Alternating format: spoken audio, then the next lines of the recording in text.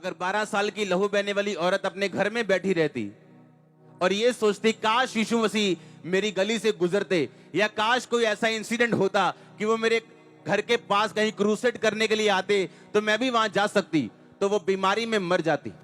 पर बाइबल कहती उसने फैसला किया कि जहां पे प्रभु यीशु मसीह गुजरेंगे, मैं बीमार हूं लेकिन फिर भी चल के जाऊंगी, छू नहीं सकती लेकिन अपनी पूरी कोशिश करूंगी मरते दम तक, जब तक मैं उसको छू ना लूं। जब मरियम प्रेग्नेंट हुई उसने क्या कहा? परमेश्वर ने अपनी दासी की दीनता के ऊपर क्या किए? उसने ये नहीं कहा पता नहीं कैसे मेरे पे फजल हो गया, पता नहीं कैसे मेरी जिंदगी में इतना बड़ा काम हो गया कि परमेश्वर ने मुझे चुना कि मैं उसके बेटे को जन्म दूं। लेकिन बाइबल कहती है मरियम ने कहा परमेश्वर ने अपनी दासी की दीनता के ऊपर क्या की है? दृष्टि की। इसका मतलब कुछ भी अपने आप इस धरती पे नहीं होता। पतरस को बाइबल कहती है कि पतरस जब परमेश्वर के पास था तो यीशु मसीह ने कहा पतरस प्रेयर कर ताकि तू परीक्षा में ना पड़े। लिखा सारी रात पतरस ने प्रार्थना नहीं की, सोया रहा। यीशु मसीह ने प्रार्थना की, अगले दिन कौन परीक्षा में फंसा? एक लेडी ने बोला ए तू वही है ना यीशु मसीह के साथ रहता? कहता चल चल झूठ बोल रही है तू। आगे चला गया और एक और आई, कहती तू वही है ना, तेरी बोली तेरा भेद खोलती है, तू वही पतरस है जिसका कान उड़ाया था। वो बोलता तू वही नहीं जिसने मेरा कान उड़ाया था। कहता लांती हो जो यीशु मसीह को जानता हो। और जब यीशु मसीह जी उठे और स्वर्गदूत यीशु मसीह के दाहिने जहां रखा था, लाश रखी थी, जब यीशु मसीह जी उठे तो वो स्वर्गदूत वहां बैठा था, वहां लाश नहीं थी। लेकिन बाइबल कहती पतरस ने मन फिराया और यहूदा इस्करियोती की तरह वो आत्महत्या करने नहीं गया, बल्कि फिर से वो चेलों के साथ मिला और फिर से उनके साथ प्रार्थना करना उसने शुरू की। यीशु मसीह से मिला, यीशु मसीह को बोला, यीशु मसीह ने कहा पतरस क्या तुम मुझसे प्यार करता है? उसने कहा हां परमेश्वर मैं तुझसे प्यार करता हूं। उसने कहा मेरी भेड़ों को चरा। क्या सचमुच तू मुझसे प्यार करता है पतरस? हां प्रभु मैं प्यार करता हूं, मेरे मेमनों को चरा। फिर तीसरी बार पूछा क्या तू सचमुच मुझसे प्यार करता है? उसने कहा, वो डर गया, उसने कहा पता नहीं परमेश्वर को शक पड़ गया शायद, लेकिन मैं तो उससे बड़ा प्यार करता हूं। उसने कहा हां प्रभु मैं तुझसे प्यार करता हूं, मेरी भेड़ों की रखवाली कर। 3 बार पतरस ने इनकार किया था, 3 बार परमेश्वर ने उससे इकरार कराया और दोबारा चेला भर्ती किया उसको।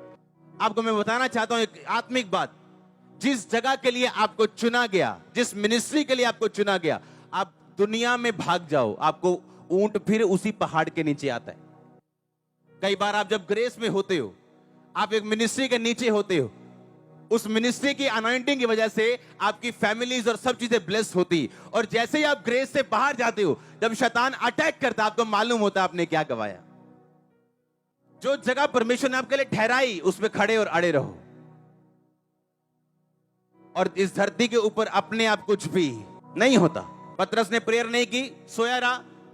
यीशु मसीह ने प्रार्थना की, अगले दिन क्रूज पे चढ़ने के बावजूद भी पिता से अलग नहीं हुए। पतरस परीक्षा में फंसा, 3 बार इनकार किया, चेलों के बीच से निकल गया। है तो चेलों में ही था, पर स्वर्गदूत उसे परमेश्वर का चेला नहीं समझते। सीधा हिसाब है, बाइबल टेढ़ी मेढ़ी नहीं है, ये बहुत गुंजलों वाली पुस्तक नहीं है, ये बड़ी सीधी सीधी सीधी परमेश्वर की आवाज है। ये बड़ा सीधा सा रास्ता है, ये तंग जरूर है पर है सीधा।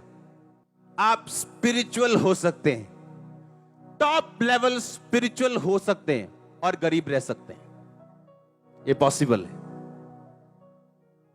क्योंकि लोगों को लगता है कुछ आसमान से गिरेगा, और आसमान निर्धारित कर चुके हैं जो तेरे हाथ से गिरेगा वो वापिस आएगा। अपने मन में ठान के कुड़ कुड़ के नहीं, वरन हर्ष से परमेश्वर के कामों के लिए दे। और इसीलिए पौलुस ने जो लिखा, कहता तू जितना बोएगा तू उतना काटेगा। इस रेवलेशन ने मेरी लाइफ चेंज कर दी। मैंने कहा परमेश्वर को याद था। दाऊद ने कहा मैं अपना पर्सनल, क्योंकि राजाओं के पास अपना पर्सनल प्रॉपर्टी होती थी, उनके पास जमीनें होती थी पर्सनल, लोगों से टैक्स अलग आता था, वो टैक्स पब्लिक के कामों में यूज होता था। लेकिन राजा की पर्सनल जमीनें होती थी जहां की फसलें आती थी, राजा के पर्सनल गिफ्ट्स आते थे, लोगों से सोना आता, चांदी आती थी। 110 टन सोना उसकी पर्सनल ऑफरिंग थी। और परमेश्वर ने कहा डोंट वरी, तू मुझे हरा नहीं सकता। बाइबल कहती इतना सोना और चांदी सुलेमान के दिनों में था कि लोग उसका मूल्य पत्थरों सा हो गया था। इतना सोना उसके राज में था, पत्थरों सा मूल्य था उसका। रीजन क्या था? आज प्रॉब्लम क्या है? हम आसमान की तरफ देख रहे हैं और आसमान हमारी तरफ देख रहे हैं। और प्रभु नीचे बाइबल रख के बैठा कि भाई तू कब बाइबल पढ़ेगा, कब सीक्रेट पढ़ेगा, कब तुझे मालूम होगा कि अपने आप कुछ भी धरती पे नहीं होता। हालेलुया।